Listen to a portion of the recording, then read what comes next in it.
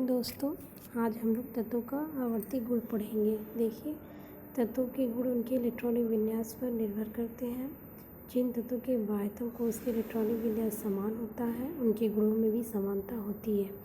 तत्वों को उनके इलेक्ट्रॉनिक विन्यास के आधार पर रखने पर एक नियमित अंतराल के बाद समान बाह्यतम कोश के इलेक्ट्रॉनिक विन्यास प्राप्त होते हैं, जिसे आवर्तीता कहते हैं। आवर्तीता के आधार पर तत्वों के अभिलाक्षणिक गुणों को आवर्ती गुण कहते हैं, जैसे कि परमाणु त्रिज्या, आयनिक त्रिज्या, आयनन विभव, इलेक्ट्रॉन घनत्व और विद्युत ऋणात्मकता एक्सेट्रा।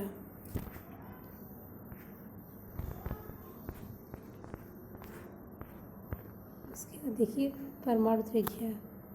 किसी परमाणु के नाभिक में केंद्र से उसके बाह्य इलेक्ट्रॉन को उसके बीच की दूरी को परमाणु त्रिज्या कहते हैं। इसे एंगस्ट्रॉम में व्यक्त करते हैं। यह एंगस्ट्रॉम का प्रतीक है। फिर परमाणु का इलेक्ट्रॉन नाभिक के पास होता है तथा कभी नाभिक से दूर होता है। इस कारण से एक्स किरण गामा विवर्तन, इलेक्ट्रॉन विवर्तन द्वारा IR, NMR स्पेक्ट्रोस्कोपी आदि द्वारा परमाणु त्रिज्या को निम्न बिंदुओं के आधार पर परिभाषित करते हैं। जैसे कई तरीके से उनको परिभाषित कर सकते हैं, जैसे सहसंयोजक त्रिज्या, ठीक। और सहसंयोजक त्रिज्या किसे कहते हैं? देखिए, एक ही तत्व के दो परमाणुओं के मध्य एकल सहसंयोजी बंध बने होने पर परमाणुओं के नाभिक की दूरी का आधा उस परमाणु की सहसंयोजक त्रिज्या कहलाती है, ठीक।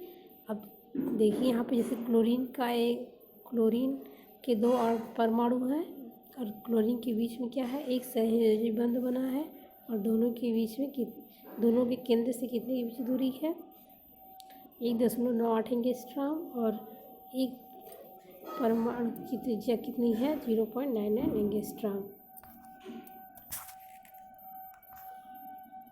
उसके बाद देखिए दूसरा सहसंयोजी त्रिज्या कैसे निकालते हैं। देखिए सूत्र इसका देख लीजिए। लिखा है परमाणुओं के नाभिकों के बीच की दूरी बटे 2। जैसे Cl2 अणु में क्लोरीन परमाणु के नाभिकों के बीच की दूरी 1.98 एंगस्ट्रॉम होती है, तब क्लोरीन परमाणु की सहसंयोजी त्रिज्या 1.8/2 0.9 एंगस्ट्रॉम, जैसा कि हमने आपको चित्र में दिखाया था। फिर देखिए वॉन डेर वाल्स त्रिज्या। एक परमाणु अणुओं में समीप स्थित दो परमाणुओं के नाभिकों के बीच की दूरी का आधा वॉन डेर वाल्स त्रिज्या कहलाती है। एग्जाम्पल, वॉन डेर वाल्स त्रिज्या इज इक्वल टू दो परमाणुओं के नाभिकों के बीच की दूरी बटे 2।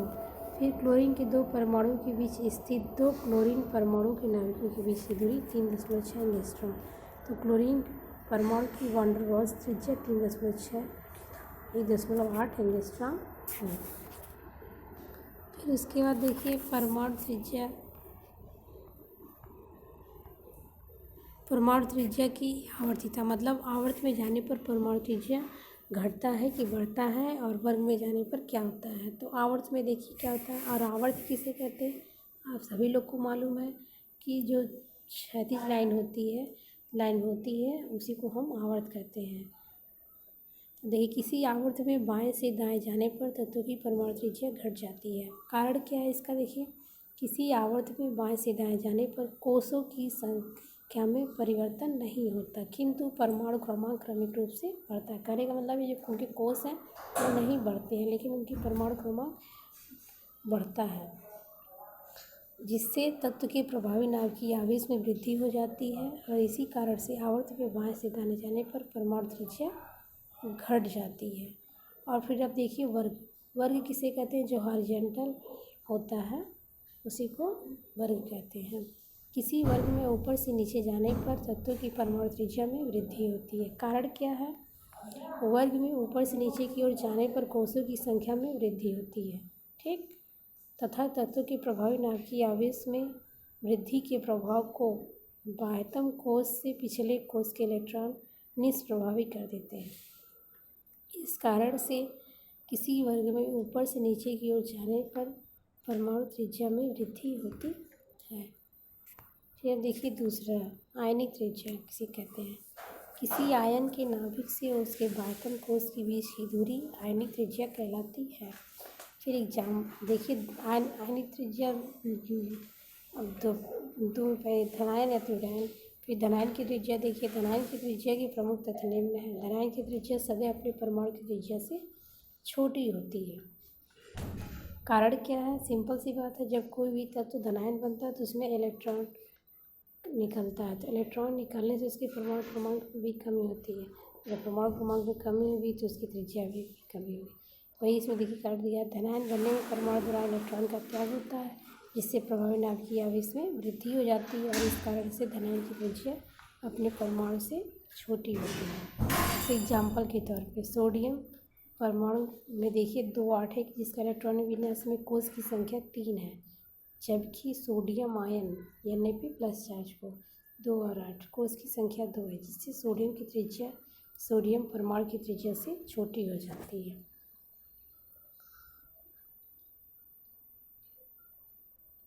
अब देखिए नीचे दूसरा निष्कर्ष लिखा है कि धनायन बनने में कभी कभी बाह्यतम कोष ही समाप्त हो जाता है, इस कारण से धनायन की त्रिज्या से अपने आप छोटी हो जाती है।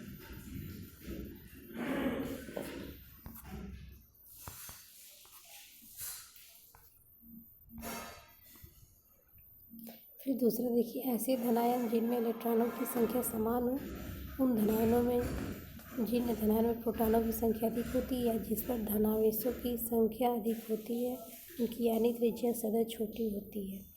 एग्जाम्पल के तौर पे जैसे लिथियम आयन पे +1 चार्ज, बेरिलियम पे +2 चार्ज, बोरान पे +3 चार्ज। देखिए इसमें इलेक्ट्रॉनों की संख्या 2 है, इसमें 2 सभी में 2, लेकिन प्रोटॉनों की संख्या लिथियम में 3 है, बेरिलियम में 4 है और बोरान में 5। इसमें बोरान पे +3 चार्ज में प्रोटॉनों की संख्या अधिक है, इस कारण से इसकी यानी त्रिज्या सबसे छोटी होगी। फिर तीसरा, एक ही तत्व के वे धनायन जिस पर धन आवेशों की संख्या अधिक होती है, उनकी यानी त्रिज्या छोटी होती है। कहने का सेंस ये है कि अगर एक ही प्रकार के तत्व हैं और किसी पे कम चार्ज है पॉजिटिव, किसी पे अधिक चार्ज है, तो उसमें जिस पे अधिक पॉजिटिव चार्ज होगा उसकी यानी त्रिज्या क्या होगी? छोटी होगी। जैसे एग्जाम्पल के तौर पे देखिए Fe+2 चार्ज था, Vp3 में दोनों में Fe+3 चार्ज की यानी त्रिज्या Fe2 से छोटी होगी। फिर रेडायन की त्रिज्या देखते हैं। रेडायन की त्रिज्या के प्रमुख तथ्य निम्न हैं।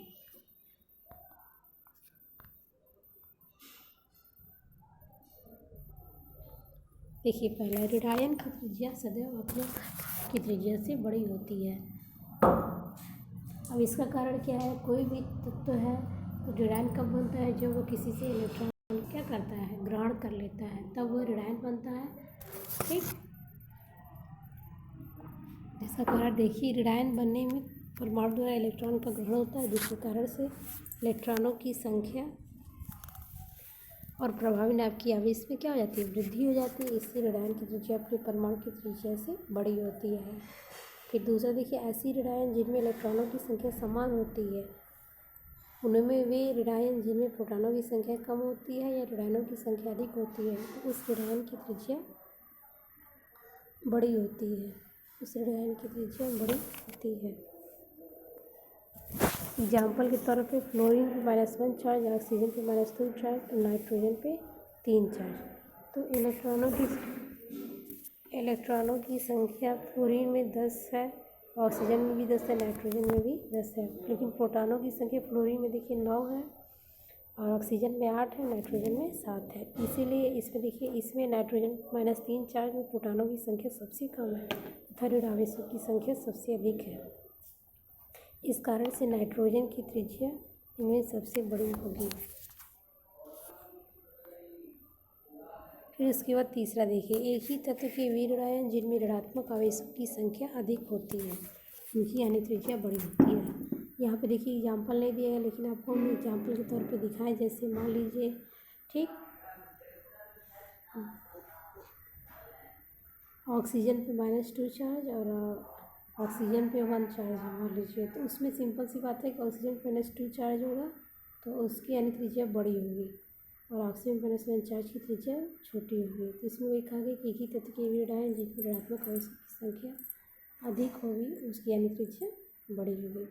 फिर आयनिक त्रिज्या का महत्व क्या है? देखिए, आयनिक त्रिज्या द्वारा आयनों के मध्य बनने वाले बंध की प्रकृति की जानकारी ज्ञात की जा सकती है। धनायन की त्रिज्या छोटी होने पर उनके मध्य वैद्युतसंयोजी लक्षण या वैद्युतसंयोजी बंध बनाने की प्रवृत्ति अधिक होती है।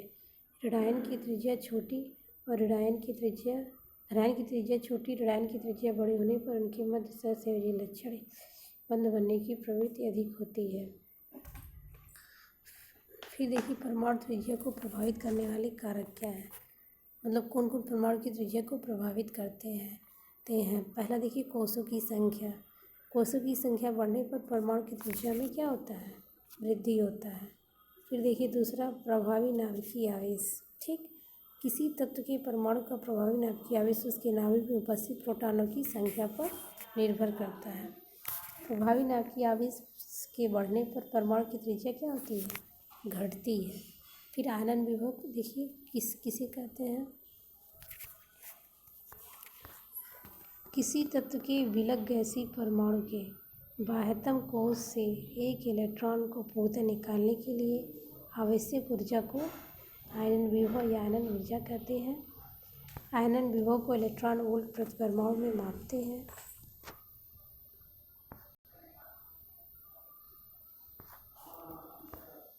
फिर यह देखिए तत्व के परमाणु के बाह्यतम कोश से प्रथम इलेक्ट्रॉन को निकालने के लिए आवश्यक ऊर्जा को प्रथम आयनन विभव तथा दूसरे तीसरे इलेक्ट्रॉन को पूर्णतः निकालने के लिए आवश्यक ऊर्जा को द्वितीय आयनन विभव तथा तृतीय आयनन विभव कहते हैं। प्रथम द्वितीय तथा तृतीय आयनन विभव को क्रमशः IP1, IP2 और IP3 से प्रदर्शित करते हैं। और यहाँ देखिए IP1, IP2, IP3।